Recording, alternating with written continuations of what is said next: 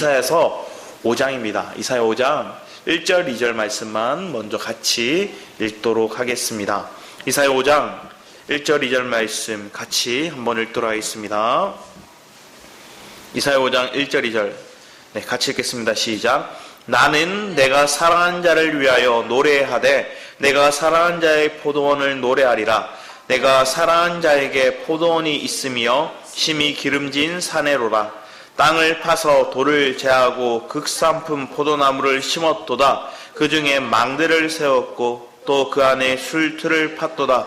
좋은 포도 맺기를 바랐더니 들포도를 맺었도다. 오늘 말씀을 통해서 이렇게 보는 이사야의 관점, 이사야가 바라보는 이 포도원의 노래, 이 포도나무의 노래를 이렇게 보면 한편에서는 비극이죠. 왜 그러냐? 이렇게 말씀 보면 1절 말씀이 먼저 내가 사랑하는 자 그들을 위해서 노래한대요. 내가 사랑하는 자를 위해서 우리 심히 기름진 산에 준비되었대요. 이걸 누굴 얘기하는지를 우리가 먼저 찾아보기 원합니다. 여러분들을 하나님께서 얘기하는 거예요. 너희들이 포도나무요, 너희들이 포도원이야, 이렇게 얘기하는 거예요.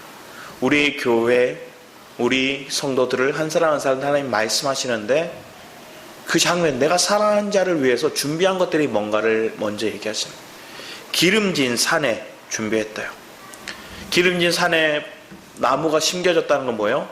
그 나무가 잘 자랄 수 있고 좋은 결실을 맺을 수 있는 어떤 좋은 과정 속에 있는 하나의 모습이에요. 그리고 그 뒤에 얘기하는 것들이 뭐냐? 땅을 파서 돌을 제하였대요. 개간을 한 거예요. 이 지역에, 이스라엘 지역에 이 땅은 돌이 많았대요. 그래서 그 돌들을 제거하는데 오랜 시간이 걸렸다고 합니다. 근데 그 땅 속에 있는 돌들을 제거하는 작업들을 해 나가는 거예요. 우리도 똑같잖아요. 우리는 하나님께서 4가지 밭의 비유를 얘기하실 때도 동일해요. 돌짝밭, 길가에 심겨진 밭, 가시 엉겅퀴가 가득한 밭, 그리고 옥토. 그런데 이게 따로가 아니라 이 제거 작업을 한 다음에 옥토가 된 것들을 우리가 얘기할 수 있는 거예요. 여러분 마음도 그래요. 하나님 이런 제거하고 내 속에 있는 아직 제거되지 못한 이런 내 자아와 옛사람의 성분들을 함 제거하시는 작업들을 해 가시는 거예요. 근데 또 뭐 하는 거예요? 여기다 심었는데 그냥 품종이 그냥 B등급, C등급이 아니라 극상품의 포도나무를 심었대요. 최고의 포도나무 씨앗을, 그 재료를, 그 씨앗을 심었대요. 그러면 뭐가 나야 돼요? 극상품을 심었으니까 극상품이 나와야 되는 거예요. 여러분은 예수 그리스도를 심었어요. 그럼 뭐가 나와야 돼요? 예수 그리스도가 나와야 돼요. 근데 뒤에 말씀을 보면 점점 하나님이 뭘 얘기하냐? 또 망대를 세웠대요. 망대를 세워서 뭐 하는 거예요? 지키기도 하고 거기에 거하기도 하고 얼마나 아끼는지, 이 포도는 얼마나 가꾸고 아끼고 귀하게 여기고 있는지를 보여주고 있는 거예요. 그리고 더 나아가서 술틀을 팠도다. 이 돌로 된 이 술틀인데 이걸 파가지고 깎아내가지고 술틀을 만드는 거예요. 그럼 뭐 하는 거예요?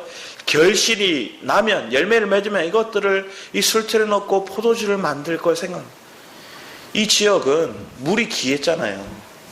그래서 물이 귀해서 또 물 속에는 어떻게 보면 석회질 이런 게 많아서 포도주를 음료처럼 마셨어요. 그러니까 포도주가 그들에게 엄청난 기쁨이 되고 어떻게 보면 물과 같은 그런 귀한 존재였어요. 근데 그 포도주를 만드는 과정 가운데 어떤 마음이 들었을까요? 이 포도주를 만드는 과정, 이 즙틀을 만드는 과정 속에서 맛없는 포도주가 생길 거야, 이렇게 생각하고 만든 사람이 있나요? 대부분 여러분들 집에서 여러 음식을 하더라도 이 음식은 맛없게 아이들이 먹을 거야, 맛없는 음식이 될 거야, 이렇게 생각하고 만든 사람 없잖아요. 이게 만들어질 때 포도주를 생각하면서 기쁘고 이 포도주를 생각하면서 내 갈증을 해소하고 뭐 그런 기쁨에 차서 준비했을 텐데 이걸 다 준비하고 봤더니 뭐가 맺어졌대요? 포도 맺기를 바랐더니 들포도를 맺었다. 이 들포도라는 것들은 이 원어적인 언어의 표현을 보면 악취가 나는, 썩어서 악취가 난다. 이렇게 얘기하는 거예요. 히브리 말로 보면 마시라고 얘기하는데 이게 악취가 난다는 거예요. 그럼 생각해보세요. 기름진 땅에 개간을 하고 그 상품의 씨앗을 심었고, 그리고 그걸 생각하면서 뭐래요? 망대도 지었고, 지키기 위해서 망대도 지었고, 그리고 그 결실을 맺으면 집틀을 짜서 포도주를 얻을 것들에 대한 기대감이 부풀어 있는데 따고 봤더니 악취가 가득한 들포도가 맺어요. 그러면 이 들포도를 맺은 거 보고 주인이 어떤 마음이 들었을까요? 화가 나지 않을까요? 분노하지 않을까요? 근데 이 들포도가 누구예요? 우리이기도 하고 이 유대인들이기도 한 거예요. 이 유다 사람들에게 얘기하면 쭉 얘기하는데 그 내용이 누굴 비유한 거예요? 너희다. 들포도가 너희야. 얘기하는 거예요. 앞에서 하나님께서 뭘 주셨어요? 심판도 주셨고 회복도 주셨고, 심판도 주셨고 회복도 주셨어요. 그러면 우리가 심판이 올 때는 뭐예요? 하나님 원망해요. 하나님 왜? 하고 막 짜증나요. 근데 하나님이 버려두시지 않고 건지세요. 회복하세요. 그럼 회복하면 뭐예요? 해볼래? 하고 막 좋다고 얘기를 해요. 그런데 하나님이 그 가정의 다루심을 고난도 주고 테스트도 하고 우리에게 어려운 그 심판과도 같은 가정을 주셨지만 그 속에 다시 건져내시고 회복하시는 가정들은 뭐 하는 거예요? 우리가 불 속에 넣었다가 또 방금전을 때렸다가 또 물 속에 넣었다가 이 작업을 하면서 우리 속에 있는 불순물이 제거되고 좋은 작품이 되기를 원하는 거죠. 그런데 우리는 그 의미는 생각하지 않고 내가 어떠한 모습으로 어떠한 열매가 맺어져야 될지를 바라보지도 않고 그냥 여전히 들포도로 살아가는 거예요. 이 들포도, 악취나는 이 포도에 대해서 우리 신명기 말씀을 볼까요? 신명기 32장 말씀을 잠시 봤으면 합니다. 신명기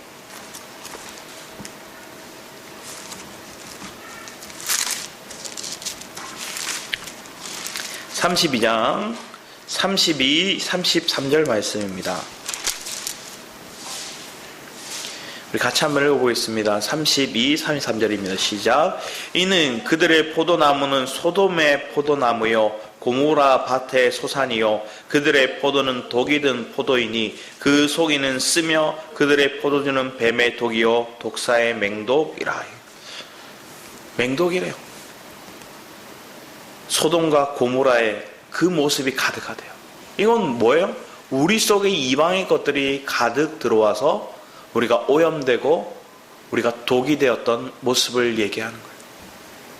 하나님 원래 그런 모습을 우리 부르신 게 아니에요. 원래 이사야 27장 3절 말씀에 보면 이 포도원 지기, 이 포도원 지기가 누구냐? 여호와래요. 여호와가 포도원 지기로 우리에게 와서 그분이 심고 가꾸고 물 주고 잘 돌보고 키웠는데 결론적으로 봤더니 이들이 뭐 하는 거예요? 소돔과 고모라와 같은 그런 모습, 독이 가득한 모습으로 드러나더라는 거예요. 우리 계시록 17장 말씀에 보면 이걸 또 표현한 게 있어요. 계시록 17장 말씀에 보면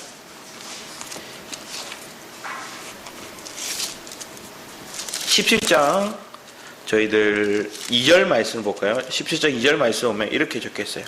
땅의 임금들도 그와 더불어 음행하여 땅에 사는 자들도 그 음행의 포도주에 취하였다 하고, 결국은 종교인들과 정치인들과 그들과 섞여서 뭐 하는 거예요? 우리가 그것에 취해버린 거예요. 술 취해버린 거예요. 우리가 세상에 취해버리고 돈에 취해버리고 명예에 취해버리는 그런 모습들, 하나님이 아닌 다른 것들로 기쁨을 누리고 있는 모습들, 다른 것들에 매료되어서 정신이 팔리고 그들의 온 시간과 물질과 그들의 마음이 다 뺏겨버린 거예요. 그럼 여러분은 어떤가요? 여러분의 삶에는 이런 모습이 없냐는 거예요. 18장 말씀도 볼까요? 계시록 18장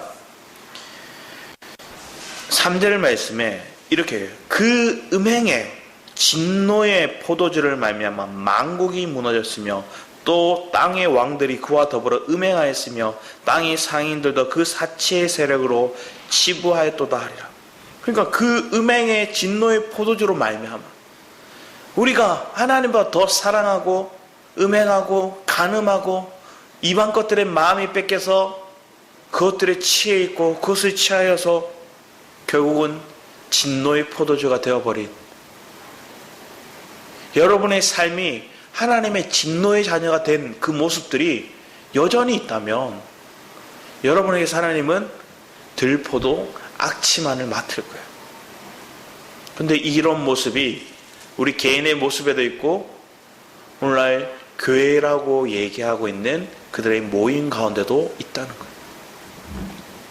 그래서 뉴스에 나오는 교회 소식은 좋은 게 많나요? 나쁜 게 많나요? 나쁜 게 많아요. 좋은 것도 사실 많이 해요. 그런데 그거는 뭐 사람들이 이슈거리가 되지 못해요. 나쁜 거, 뭐 세습, 아니면 재산 은닉, 아니면 뭔가 부정한 일들, 아니면 교회 안에서의 소송, 그 소송을 해서 교회가 쪼개지고 폭력배가 교회 안에 들어오고 그런 끔찍한 일들이 일어나는 것, 악취를 내는 것. 우리 안에 하나님 분명히 고린도후서에서 얘기하는 것들은 우리에게 생명의 향기가 나가야 되는데 그렇지 못한 거예요. 왜 그럴까요? 우리가 심겨져 있는데 그대로 들포도로서 그냥 세상의 것들을 심겨진 열매 맺는 모습으로 바뀌어버렸다는 거예요. 이게 애굽과 소돔과 고모라와 이게 이방 나라의 것들을 가져다가 우리의 것 신양 속고 살아가고 있는 우리들의 모습인 거예요. 한번 생각해 보세요. 많은 사람들이 삶의 원리를 얘기할 때 신앙의 원리로 삶을 얘기하나요? 아니면 그들이 세상적 사람들이 얘기하는 돈을 벌고 사람들과의 관계를 유지하고 뭔가 그런 어떤 시스템과 아니면 그들의 관념들을 얘기하는 게 맞나요?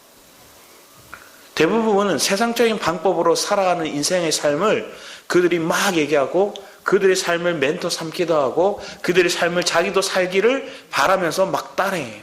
그런데 따라한다고 되나요? 안 돼요. 그러면서 그들 마음 가운데 누구를 탓하기 시작해요? 내가 좋은 마음 가졌는데 저들이 못 받아들이네 이렇게 생각해요. 내가 열심히 살았는데 저들이 안 따라주네. 사람이 얼마나 허탈해지냐면 자기가 최선을 다해서 돈을 벌려고 노력을 하고 공부도 하고 애를 썼는데 결실이 없을 때 허무해진다는 거예요. 차라리 자기가 농땡이 피웠으면 자기가 알아서 그래 내가 부족해서 그렇지 이 생각을 하는데 진짜 최선을 다하고 진짜 모든 거 다 쏟아냈는데 결실이 없으면 그냥 허무해져 버린대요. 사람 관계도 그렇잖아요. 가족 안에도 그렇잖아요. 특히나 어머니 희생을 보면 어머니들이 뭐예요? 공황장애나 아니면 우울증이나 이런 것들 많이 걸려요. 왜 그럴까요? 남편, 자녀들한테 다 쏟아냈어요. 최선을 다했어요. 자기는 없어요. 자기의 이름조차 지어진 채 누구 엄마 그냥 이런 삶으로 살아가면서 희생을 다 했는데 결실이 자기가 생각한 결실이 아니에요. 그랬더니 허무해지고 우울증이 잡히고 공황장애가 오고 그런 삶을 살아가는 사람들이 너무 많아요. 그런데 누가 그렇게 살라고 했나요? 이렇게 따지면 그때부터 이 사람은 분노하죠. 그러면 따지는 거예요. 근데 여러분 마음 가운데 내가 분노할 필요도 없고 우울감에 빠질 필요도 없어요. 왜? 저 자녀, 저 남편, 저 아내, 저 가족들은 그럴 수밖에 없는 존재라는 거예요. 왜? 그들 마음 가운데 하나님이 지배하고 있지 않고 하나님의 영의 인도를 받지 않는 모든 사람은 허물과 죄로 죽어야 되고 그들의 허물과 죄를 이끄는 그 세상과 그 육체와 그들의 배후에서 조정하고 있는 사단의 세력들은 우리에게 축복의 메시지를 주는 자들이 아니라는 거예요. 우리에게 생명의 향기를 주는 자들이 아니라는 거예요. 우린 그걸 인식하고 안다고 얘기하면서 삶에서는 적용이 안 돼요. 그러니까 답답해하고 불안해하고 짜증내고 우리가 그런 삶에서 벗어날 수 있는 길이 어디에 있을까요? 결국 여러분들이 어디에 심겨져야 되는가를 하나님 얘기하시는 거예요. 자, 하나님이 준비해 놓은 것들, 여기 예루살렘 성에 그들에게 다 좋은 거 애굽에서 건져다가 그들을 심었어요. 그게 하나님이 얘기하시는 건 너희들 애굽에서 건져다가 심었대요. 우리 시편 80편 말씀을 볼까요? 시편 80편. 이 고백을 먼저 했던 어떤 모습들이 있어요. 시편 80편 말씀에 보면 아삽이라는 사람이 나오거든요. 그 아삽이 시를 썼는데 아삽의 시에도 똑같이 나와요. 8절 말씀해 보겠습니다. 시작. 주께서 한 포도나무를 애굽에서 가져다가 민족들을 쫓아내시고 그것을 심으셨나이다. 뭐요? 애굽에서 건져내서 가나안에 심으셨어요. 그 가나안 땅에 심은 그들이 누구예요? 그 가나안 땅에 살고 있는 자를 쫓아내셨어요. 쫓아내고 그들을 심었던 자들이 누구냐? 바로 이스라엘이에요. 근데 이스라엘을 심어서 하나님 뭘 얘기하냐? 주께서 앞에서 가꾸셨으며 불과 깊이 밖에서 땅에 가득하며 그 그늘이 산들을 가리고 그 가지는 하나님의 백향목 같으며 그 가지가 바닥까지 뻗고 넝쿨이 강까지 미쳤거늘. 그들이 풍성해지고 넓어지고 커졌대요. 그런데 하나님은 그들을 어떻게 하셨는가? 그게 12절에 나와요. 주께서 어찌하여 그 담을 허시사 그들을 보호하고 있는 담을 허물어 버리셨대요. 그럼 어떻게 돼요? 외부에 있던 늑대와 어떤 산한 짐승과 그들이 와서 그들을 짓밟고 뜯어먹고 해하는 거예요. 이방 나라들이 그들을 침투해서 그들을 공격하고 그들을 빼앗고, 그게 사사시대 역사의 모습이잖아요. 길을 지나가 모든 이들이 그것을 따게 하죠. 그냥 지나가는 이들이 그들을 따가버리는 거예요. 숲속에 멧돼지들이 상해하며 들짐승들이 먹나이다. 그들을 짓밟히고 먹히고 하는 게 하나님 내버려 두셨대요. 근데 이때 아삽이 다시 고백하는 거예요. 만군의 하나님이여 구하옵나니 돌아오소서. 하나님 우리를 보호해줘야 된다는 거예요. 하늘에서 굽어보시고 이 포도나무를 돌보소서. 하나님 이 이스라엘을 다시금 돌봐주세요 하고 아삽이 고백하고 있는 거예요.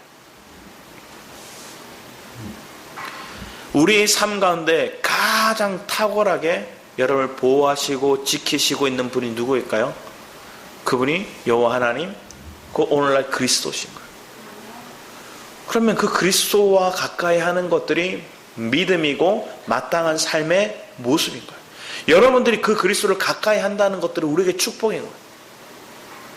그래서 주님은 신약이 와서 그 모습을 뭐라고 얘기할까요? 접붙임이라 얘기해요. 내가 들포도나무의 가지예요. 거기는 뭐가 있어요? 썩은 포도나무밖에, 냄새나는 악취나는 포도나무밖에 낼 수가 없어요. 근데 그 가지를 뭐예요? 주님이 접붙이셨어요. 그래야지만 여러분들이 살 수 있는 거예요. 자, 하나님은 오늘 장면 속에서 보면 고난도 주셨다가 회복도 주셨다가 이 장면을 통해서 우리를 살아나게 하는 거예요. 이전에 존스 홉킨스 대학에서 한 가지 실험을 했대요. 뭐 많은 실험을 했겠지만 그 중에서 질을 가지고 실험을 되게 많이 했는데, 질을 이런 큰 통 있죠. 박스에다가 물을 담아놨고 거기다 지들을 이렇게 담그고 여러 박스를 놔두고 지를 담그고 빛이 못 들어가게 뚜껑을 다 덮어버렸대요. 그리고 연구했어요. 이 지가 평균적으로 몇 분을 살았을까요? 3분을 살았대요. 3분을 이 쥐가 살았다는 거예요. 그런데 그 다음 연구가 뭐냐? 똑같은 환경인데 그 쥐들을 넣고 희미한 빗줄기를 쭉 비쳤어요. 그랬더니 이 희미한 빗줄기를 보면서 이 쥐들이 얼마나 살았냐면 36시간, 평균적으로 36시간 동안을 헤엄치고 있더라는 거예요. 왜? 한 줄기 희미한 빛만 보고서. 칠흑같이 암흑일 때는 3분도 못 버티고 죽어버리던 게 그 쥐였어요. 그런데 희미한 빗줄기를 주니까 32시간, 그 이상을 사는 쥐들도 있었겠죠. 엄청나게 많은 시간들을 그들이 버티더라는 거예요. 그 희미한 빗줄기 때문에. 그리고 또 한 가지 더 연구를 했어요. 희미한 빗줄기도 없는 암흑 가운데 있는 그 쥐들을 이렇게 두다가 거의 시간들이 이제 아니까 죽으려고 할 때마다 건져줬어요. 그럼 몇 번을 이렇게 반복했어요. 거의 죽기 직전에 쥐들을 건져줬어요. 그러고 나서 다시 이 쥐들을 어둠 가운데 이렇게 넣어놨어요. 뚜껑을 덮었어요. 그럼 이 쥐가 얼마나 시간을 버티고 있었을까요? 평균적으로 그거 죽음의 직전에서 건져낸 그 쥐들이 60시간을 버티고 있더래요. 하나의 쥐도 그들이 희미한 빗줄기를 보면서 삶을 포기하지 않고 버텨나가더래요. 그리고 죽음의 위기에서 탁 건져줬더니 똑같은 환경인데 원래는 3분 살던 게 60시간을 그들이 버티면서 헤엄치고 있더라고요. 건짐 받아봤다는 모습들이. 이 실험에 대한 얘기를 듣고 마음이 뭔가 짠해지기도 하고 뭔가 우리의 삶에도 하나님께서 그렇게 다루시고 있구나. 하나님이 희미한 빗줄기를 보는 것들을 우리에게 축복이고 거기서 내가 정말로 죽기 직전인데 도저히 답이 없는 그 상황인데 하나님 나를 건져주시는 그 작업들을 내가 누리고 경험했다는 게 축복이구나. 이 실험은 결국 쥐를 버티고 결국 죽지만 우리는 죽지 않구나. 하나님 우리를 건지시고 우리를 더 영원한 세계의 것들을 누릴 수 있는 축복의 길로 우리를 이끌어가시구나. 하나님이 그런 우리를 담군질하는 가정 속에 나를 두셨을 때 나는 과연 하나님의 그 빛이 희미한 비추기라도 그것을 보기 위해서 나는 하나님 앞에 부르짖고 있는가? 많은 이들은 자기가 눈을 감고 있으면서 어둠이라고 생각해요. 빛이 없다고 얘기를 해요. 하나님 그래서 우리의 눈을 열어주시잖아요. 여러분의 말씀을 들려주심을 통해서 여러분 길을 먼저 열게 하시고 그리고 그 말씀이 여러분의 삶 가운데 우리가 경험되어지고 누려짐으로 여러분의 눈이 열려지고 하나님이 우리의 삶 가운데 실제되는 것을 보게 하시고 누리게 하시는 맛보게 하시는 그 은혜의 길로 여러분이 이끌어 가실 때 여러분이 견디고 버텨낼 수 있는 그 역량은 더 엄청난 능력으로 여러분 삶 가운데 드러날 줄 믿습니다. 원래 우리는 작은 거 하나, 가시 하나도 버티기 힘들어하던 그런 존재였는데 우리 손에 대못이 박혀도 여러분 버틸 수 있는 은혜가 내가 그걸 뛰어넘는 내가 한 사람의 누군가 나에게 내가 잘못해서 듣는 핀잔의 소리도 듣기 힘들었던 내가 하지도 않은 일들에 대해서 사람들이 비난하고 욕하고 무리지어서 나를 왕따시키고 내게서 모든 거 내가 가지고 있는 지금까지 쌓아왔던 모든 것들을 곤두박질 칠 때도 여러분 마음이 변함없이 평안해질 수 있는 것. 왜 그럴 수 있을까요? 하나님의 다루심이 여러분의 삶을 더 강화시킨 거예요. 근데 그런 강화의 가정들에 내가 놓여졌음을 감사하는 사람이 있는가 하면 그럴 때마다 뭐 하는 사람이 있을까요? 나 레벨업 안 해도 돼요. 나 안 성장해도 돼요. 나 안 자라도 돼요. 그냥 지금 좀 편했으면 좋겠어요. 지금 그냥 숨 좀 트였으면 좋겠어요. 그것만 바라는 사람이 뭐가 될까요? 사실은 하나님이 고난을 주셨다가 건져내셨다가 했는데도 결국은 그 결실이 들포던 거예요. 그런데 그 가정을 하나님이 우리를 숨통을 쪼여오는 것처럼 느껴졌는데 하나님 다시 풀어주시고 내 삶이 정말로 이제 끝이라 생각했는데 건져주시고 그걸 경험하면서 내가 더 버텨고 더 이길 수 있는 믿음, 더 내 마음이 더 그리스도 안에 깊이 내려지고 단단해지는 그 믿음, 그 위치에까지 자라는 그런 성장한 모습, 성숙한 위치로 자라는 그 가정들, 그게 기대가 되는 사람이 저와 여러분이 되기를 축복합니다. 그러면 여러분들은 누군가에게 그 빛을 여러분이 제공하고 그들에게 말해줄 수 있는 거예요. 저는 전에도 한번 말씀드렸지만 군대 갔을 때 화생방 훈련을 이렇게 하거든요. 여러분 남자들은 잘 모르시겠지만 여자분들은 잘 모르시겠지만 남자들은 군대 가면 화생방을 해요. 그런데 손에 꼽히는 힘든 것 중에 한 가지가 화생방이에요. 너무 힘들거든요. 왜냐하면 그 연기를 맞는 순간 심장이 터질 것 같아요. 못 버틸 것 같아요. 조교들이 문을 막고 있거든요. 몽둥이 하나 들고 이렇게 막고 있어요. 그래서 나가려고 그러면 이게 때려요, 진짜로. 그런데 그걸 이렇게 하는데 제가 7중대 4소대였어요.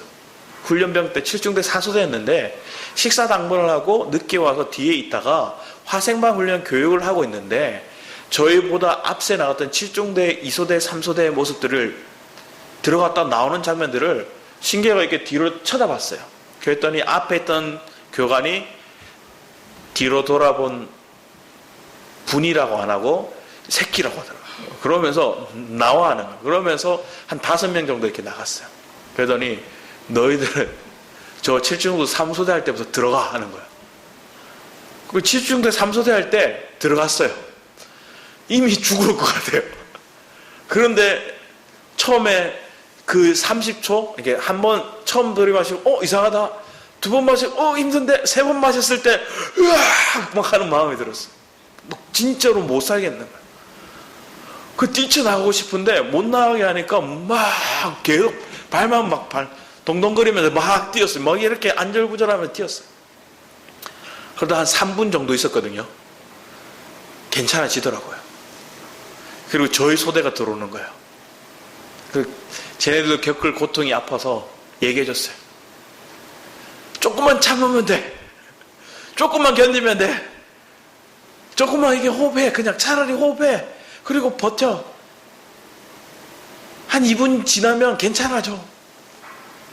저 그 안에서 11분을 있다가 나왔어요. 11분을 하고 나와서 눈물, 콧물, 감기 걸렸던 애들 다 나왔어요. 감기 걸렸던 애들이 화생방하고 났더니 다 감기가 다 떨어졌어요. 그만큼 더 감기도 떨어지게 하는 게 화생방이었어요. 똑같은 고통을 느꼈는데 먼저 경험하고 내가 이제 버틸만 하니까 똑같은 환경 속에 있는데 옆 사람에게 뭐 하는 거예요? 괜찮아, 힘내, 조금만 버티면 돼 하고 제가 그들을 말해주더라고요. 여러분은 어떤가요? 여러분 지금 통과한 가정들이 있으면 그 통과하는 가정 속에 있는 사람들을 보고 우리는 위로의 말들을 했을 거예요. 그런데 사실은 거기서 제가 하는 말 옆에 있는 친구가 안 들려요. 말한다고 그 사람이 들리는 게 아니에요. 왜? 지금 정말로 힘들거든요. 죽을 것 같거든요. 그런데 그 사람들도 그 시간 어느 정도 버티고 나면 그 말을 이해하게 돼요. 이해하게 되면 그 사람은 뭐 할까요? 감사하게 돼요. 그때서야 감사하는 거예요. 지금 그 사람들 뭔 소리 하나 못 알아듣고 오히려 화를 낼 수도 있지만 그 사람들 그 과정을 통과하고 나면 그때서야 그 사람들 감사하는 거예요. 엘베데 교회에서 생명의 말씀을 듣다 보면 아멘으로 먹다가 이 가정 속에 실제적으로 안 들어갔을 때는 아멘 하면 잘 먹다가 그 가정에 두면 속에서 막 올라와요. 붕괴해요. 그러면 지나 잘하지 막 이런 말들 나오고 자기가 이 상을 겪어봐야 알지 얘기를 해요. 근데 겪고 얘기한 가정들이 많으셨잖아요. 그러고 나서 자기가 그 과정을 조금 통과하고 나면 그때서 뭐예요? 미안한 마음도 들고 감사한 마음도 들고 복합적인 마음이 들어요.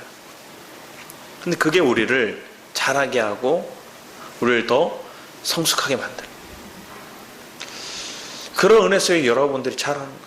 그런데 그게 자라는 과정 속에서 우리가 많은 사람들이 들포도를 많이 맺었어요. 사실은 내가 예수를 심겼다 얘기하면서 내에게서는 썩은 내가 가득할 때가 많았다는 거예요.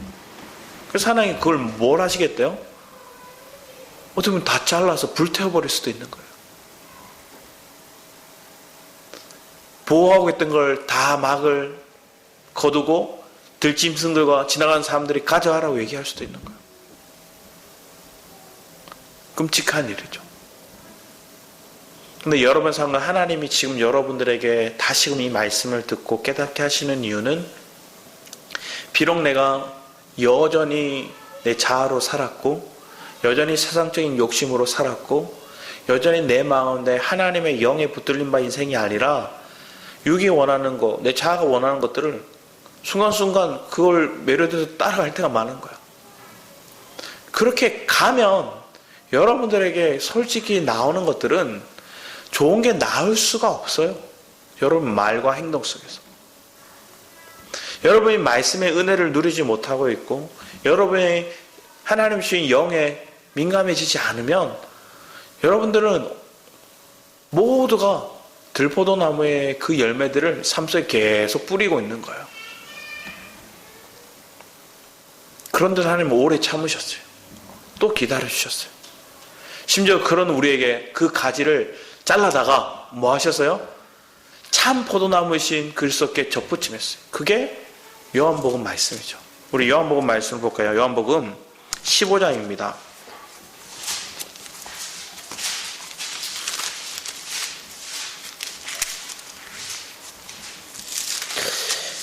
1절부터 한번 보기 원합니다. 예수님이 자신을 이렇게 나는 참 포도나무요 내 아버지는 농부라. 앞에서 얘기했죠.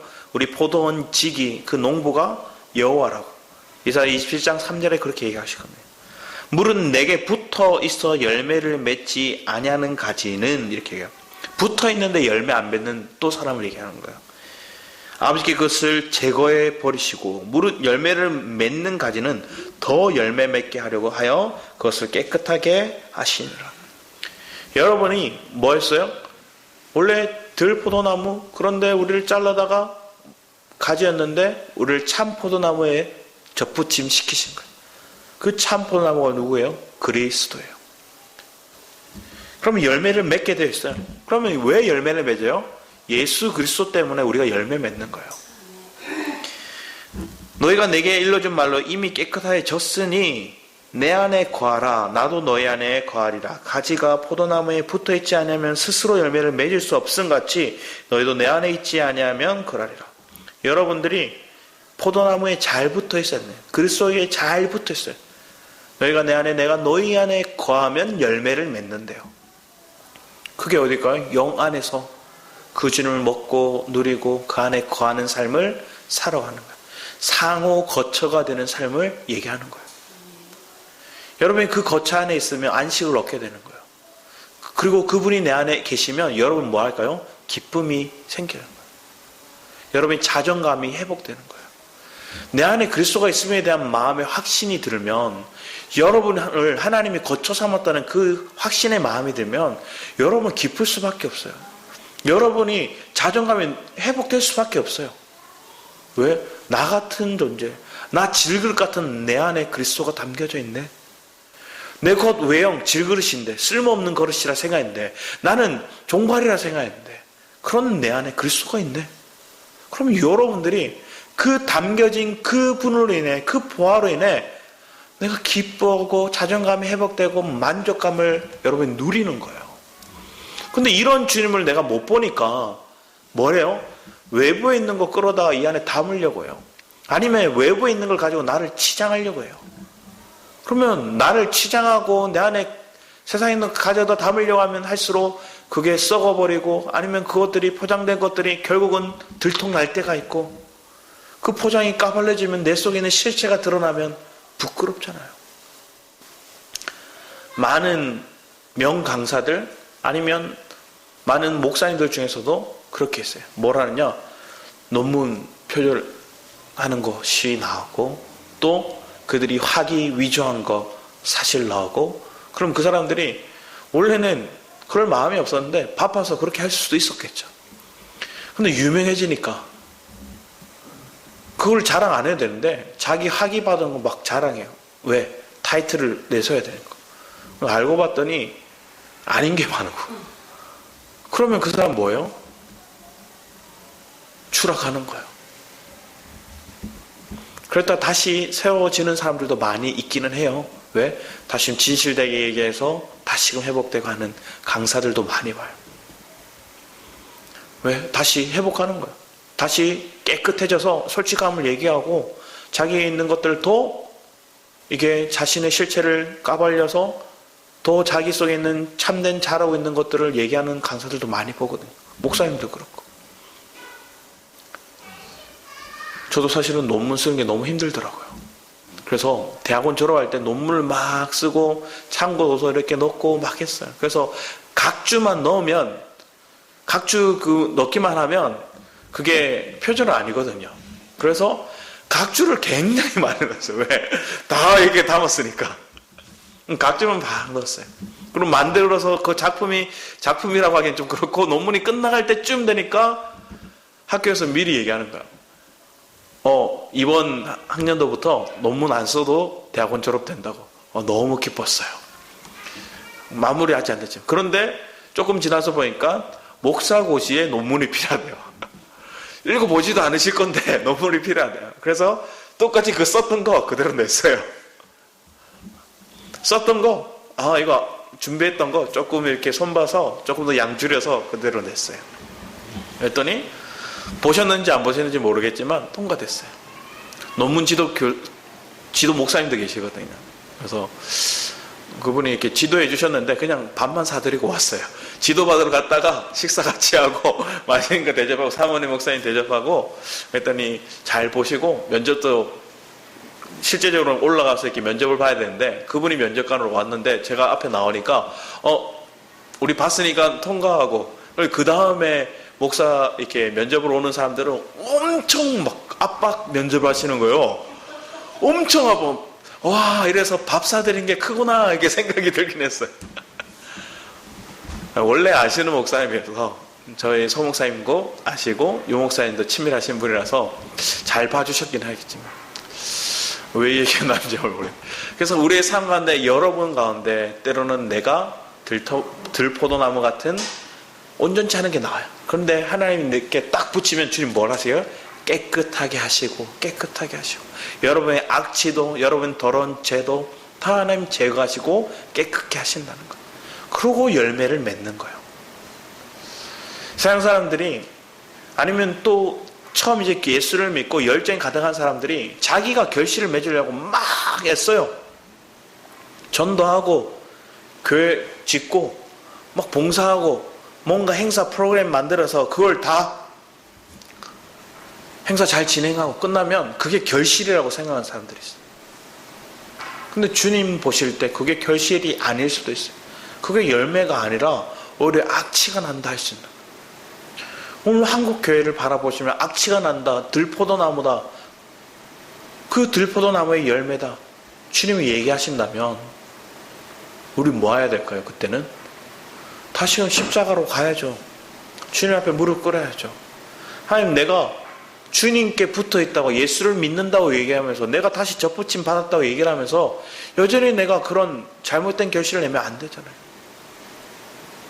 철저히 나를 비우고 내 안에 그리스도가 공급하시는 그 생명을 먹고 그 물줄기를 받아서 그 생명 안에서 열매 맺는 은혜가 우리 안에 있기를 축복합니다. 뒤에 보면, 우리 오늘 본문 이사야서 말씀에 보면 그 포도나무로 독주를 만들어요. 독주를 마시는 자, 독주를 만드는 자, 그들이 저주를 받아요. 세상에 이런 사람들이 굉장히 많다는 거예요. 하나님이 귀한 걸 가지고 뭐 하는 거예요? 사람을 병들게 하고 거짓 것들에 취하게 만들고, 그리고 그것으로 인해서 그들을 헐벗게 만들고. 좀 이사야서 말씀에 얘기하는 거예요. 술을 먹어도 취하지 말라 얘기하잖아요. 그래서 이걸 가지고 술 먹는 사람들이 제일 많이 하는 게 뭐예요? 자, 하나님 술 먹어도 되는데 취하지만 말라고 했어. 이게 굉장히 많이 하는 친구들 봐요. 안 취하면 돼, 안 취하면. 술 먹어도 되는데 안 취하면 돼. 그 사람들이 더 빨리 취하더라고요. 그 사람들이 더 폭탄주를 만들어 먹더라고요. 그런데 이거는 꼭 술만을 얘기하는 게 아니라 세상의 마음이 뺏긴 사람들. 그런 얘기를 봤거든요. 뉴스를 보는데 명절이 끝나고 나면 늘어나는 게, 사람들 심리가 늘어나는 게 두 가지가 있대요. 뭐냐면, 첫 번째는 뭐냐면 쇼핑을 굉장히 많이 한대요. 왜? 보상 심리가 들어서 내가 명절 동안 내 가족을 위해, 또 내 부모를 위해, 아니면 시가집에 가서 원치 않지만 그들을 위해 거짓 웃음을 지어가며 열심히 봉사하고 온 자신에 대해서 보상 심리에 쇼핑을 막 한대요. 그리고 또 느는 게 있대요. 그게 뭘까요? 법원에 간 사람들이 많대요. 이혼하는 사람들이. 민족의 대명절 뭐 이런 설이라든지 아니면 추석이라든지 이런 명절을 끝나고 나면 크게 늘어나는 겁니다. 자기 스스로에 대한 힘들었다는 것에 대한 보상 심리와 아니면 이걸 못 버티겠다고 하는 그런 모습에서 이혼하는 가정들과. 왜 그럴까요? 결국은 자기 분량 밖의 일들을 해서 그런 거예요. 내가 감당하지 못할 일들을 내가 감당하려고 하는 거예요. 그럼 그런 봉사, 그런 헌신은 독이 돼서 돌아오는 거예요. 여러분 마음에도 그래요. 교회 봉사하는데 독이 되는 봉사들이 있어요. 헌금을 내는데 독이 되는 헌금이 있어요. 자기를 더 높이려고 하고 자기가 인정받으려고 하고 자기가 들어가는 그 자체가 그게 뭐예요? 하나님 보실 때 오염된 거예요. 우린 그런 모습에 벗어나 철저히 내 안에 그리스도가 흘러나가기를, 그리스도로 섬기고 그리스도로 물질을 드리고 그리스도로 전다. 그래서 내 분량 밖의 일들을 내가 애써서 하려고 하지 않는 거예요. 하나님 주어진 분량인데 그 믿음의 분량을 넘어서서 도가 지나치게 하려고 그러면 탈선해요. 잘못된 모습이 나오는 거예요. 그걸로 인한 여러분의 삶 가운데 피폐된 마음을 뭐 하려고 그래요? 보상받으려고 하거나 탈주하려고 도망가는 거예요. 봉사도 엄청 많이 맡아서 할 때가 있어요. 그럼 여러분 마음 가운데 착한 사람들은 꾹꾹 누르고 있어요. 그러면서 해요. 우리 지은사모도 마산에 있을 때 굉장히 많이 했어요. 몇 가지 했죠? 청년 때? 네? 열 몇 가지를 했어요. 봉사를. 왜? 하다가 어떤 사람들이 힘들어지면 가거든요. 가면 누구한테 줘요? 지은사모한테 줬어요. 그런데 버거울 때가 많았을 거예요. 그래도 하나님 은혜가 있으니 그걸 버틸 수 있는 가정들도 있었겠죠. 여러분 삶에도 한번 생각해 보세요. 여러분이 왜 내가 신앙에서 미끄러졌을까? 내가 왜 탈선에 잠시 방황했을까? 그런 여러분 분량 밖의 일들을 하거나 아니면 세상의 것들에 내가 마음이 뺏겨서 그걸 취하기 위해서 떠났거나 둘 중 하나예요. 그런데 여러분들이 내가 믿음의 분량만큼 하나님의 인도하심 영 안에서의 내가 분량 주신 만큼만 해나가면 탈선할 일도 없고 여러분을 자랑할 일도 없고 그 안에서 하나님께 감사가 안 나올래야 안 나올 수가 없는 거예요. 왜? 나 이걸 할 수 있는 사람이었는데 했거든요. 근데 그 한 거에 대한 감격이 있어요, 내 안에. 그런데 반대로 이걸 내가 애써서 했다는 그런 마음이 있으면 뭐예요? 저 사람이 알아줘야 되고 저 사람이 인정해줘야 되고 칭찬받아야 되고 그 이거에 대한 보상을 내가 받아야 된다고 생각합니다. 그게 안 되면 허무해지고 그게 안 되면 아닌갑다 하고 떠나는 거예요. 교회 안에서도 그렇게 봉사하시는 많은 성도님들을 봤어요. 그럼 예전에 송목사님은 봉사하지 말라고 할 때도 있었어요. 그런 분들. 왜? 믿음이 떨어지면 안 되잖아요. 떠나면 안 되잖아요. 차라리 그럼 봉사 안 하는 게 나아요. 그래서 영 안에서의 내가 최선을 다해서 하나님 앞에 드려지는 삶, 그러면 자기의 어떠함을 드러내지 않는다는 거예요. 자기의 악취를 드러내지 않는다는 거예요. 저와 여러분의 삶이 그런 은혜의 삶이 되기 원합니다. 그래서 하나님은 여러분들 다루시는 거예요. 조여오기도 하고 풀어주시기도 하고 내가 거의 숨을 못 쉴 것 같은 거의 잠겨서 이제 꼬르르 떨어질 것 같은 상황 건데 탁 건져내서 살려주시고 이거 몇 번 경험을 했더니 이쯤이 하고 너끈히 이겨나가는 거예요. 왜? 하나님의 다루심이 여러분 삶 가운데 있었기 때문에 여러분들 이겨나갈 힘이 강화된 거예요. 그거에 대한 감사와 그거에 대한 영적인 감각이 여러분 안에 살아있기를 축복합니다. 그게 있으면 더 많은 것, 더 풍성히 여러분 이겨내요. 그런데 이 감각이 없으면 결국은 반복하면서 잘함은 없고 자꾸만 뭐만 있을까요? 왜 살렸다 풀었다 살렸다 풀었다 하나님 그만 좀 하세요. 이렇게 얘기합니다. 원망만 있을 뿐인 거예요.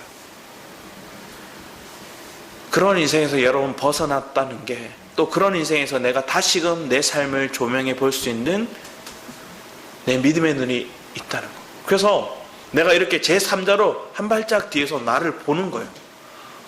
그리고 하나님의 섭리를 보는 거예요. 그러면 하나님의 섭리와 그 하나님의 긍휼과 하나님의 그 사랑을 내가 발견하면 그걸 본 자가 감사하는 거예요. 그걸 본 자가 영적인 감각이 살아나는 거예요. 그걸 볼 수 있기 위해서 하나님 보게 해달라고 여러분 기도하는 거예요. 하나님이 건져달라고 기도하는 게 아니라 그 세계를 하나님 우리 배후에서 역사하신 그 일들에 대한 그 의미와 그 가정들을 볼 수 있는 눈이 열리기를 하나님께 간구하며 부르짖는 거예요. 그래서 믿음이 자라는 거예요. 그런 은혜가 저와 여러분 삶 가운데 풍성하기를 축복합니다. 하나님이 이미 그 일을 하고 계시고 그 가정 속에 여러분 삶이 있고 그 가정 속에서 희미하나마 그 빛을 여러분이 봤기 때문에 여태껏 버텨온 거예요. 그 희미한 걸 못 봤다면 여러분 못 견뎌요. 근데 이게 명확해지기를, 더 밝아지기를 우리는 더 사모하는 마음으로 기도하기 원합니다.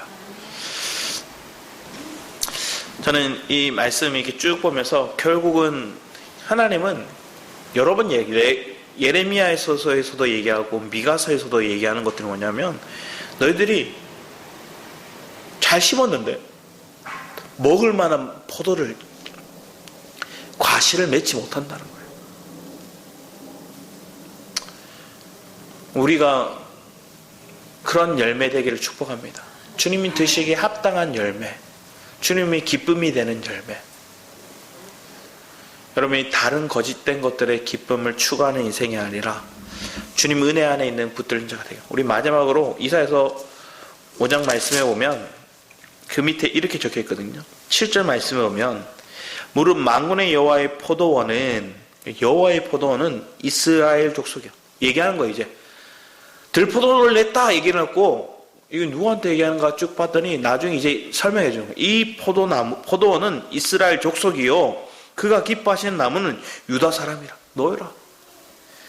그가 기뻐하시는 나무는 유다 사람이라. 그들에게 정의를 바라셨더니 도리어 포악이요, 그들의 공의를 바라셨더니 도리어 부르짖음이라. 근데 이게 우리 언어는 이렇게 정의, 포악, 공의, 부르짖음 이렇게 얘기하잖아요. 그런데 원어적인 언어를 보면 이게 언어 유희래요. 말장난같이 얘기하는 것들이 뭐냐면, 이게 미슈파르라 얘기하는 것들이 정의고 미슈파흐라고 얘기하는 것들이 포악이고, 공의는 체다카라 얘기하는 게 공이고, 여기 부르짖음, 이게 어떤 비명 이런 소리거든요. 이게 뭐냐면 체악하래. 공의는 체닥한데 포악, 여기 얘기한 부르짖음은 체악하. 그러니까 말장난 이렇게 한 거예요. 우리가 하는 말장난. 근데 그걸 그들은 느꼈을 거예요. 하나님 걸 조금만 바꿔서 결국 뭐가 된 거예요?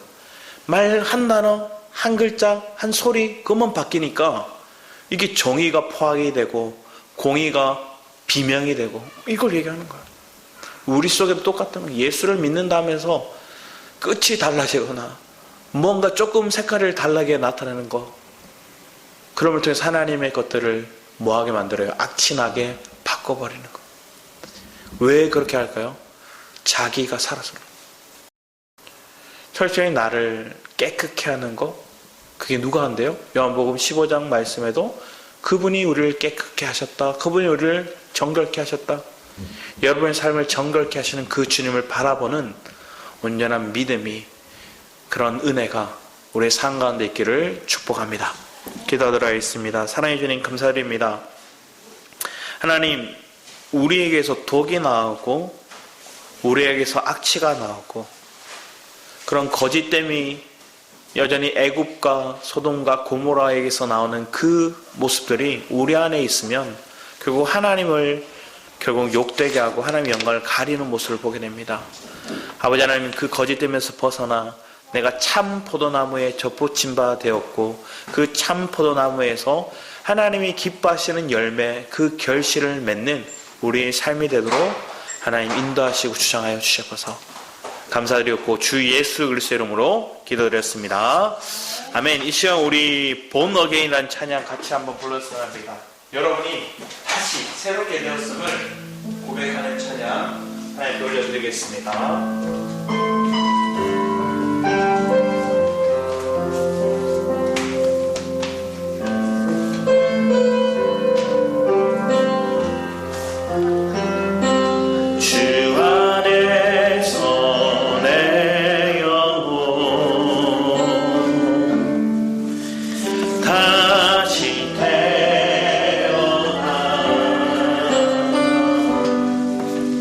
이전 것이 지나고 새롭게 됐네.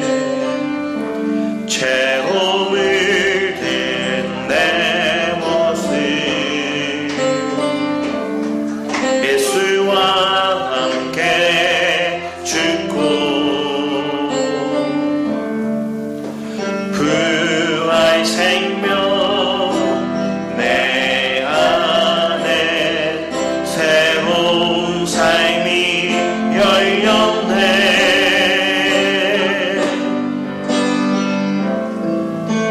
너희가 나를 택한 것이 아니요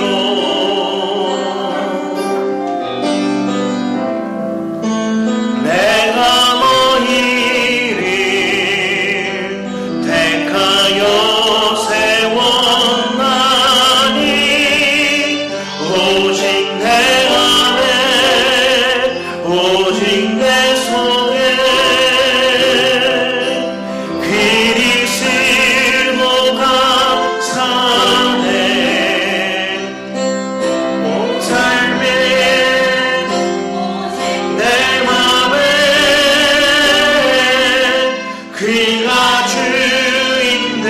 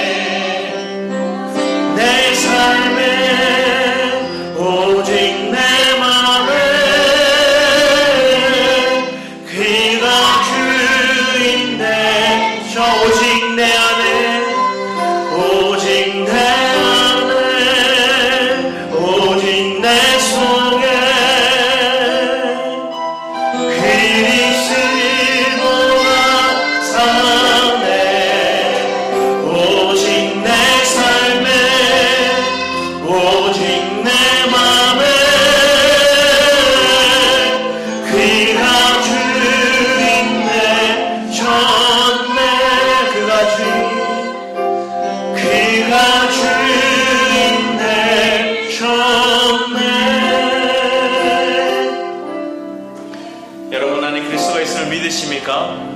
그리스도가 내 안에 계심을 우리가 믿습니까? 여러분이 내 삶의 주인이 그분이라는 것, 그 그리스도가 나의 주인이시라는 것들을 내가 믿고 삶 속에서 그것을 살아낸다면 그분이 내 안에 사시고 내가 그 안에 있다는 것들이 실제를 우리가 증거해내는 삶이 될 줄 믿습니다.